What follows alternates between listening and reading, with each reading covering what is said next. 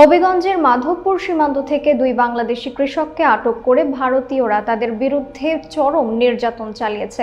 এ ঘটনায় একটি ভিডিও সামাজিক যোগাযোগ মাধ্যমে ভাইরাল হয়, যেখানে দেখা যায় ভারতীয় আইন শৃঙ্খলা বাহিনীর সামনে দুই কৃষককে নির্মমভাবে মারধর করা হচ্ছে।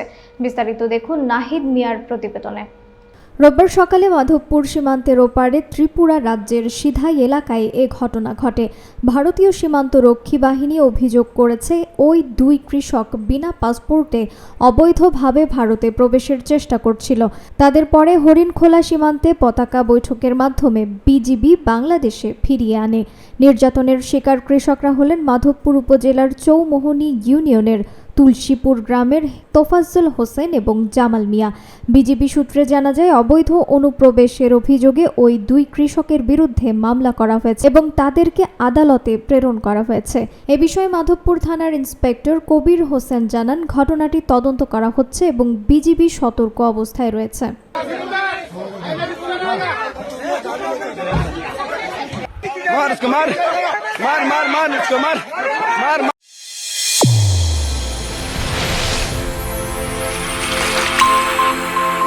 চ্যানেল A1 হৃদয়ের স্পন্দন।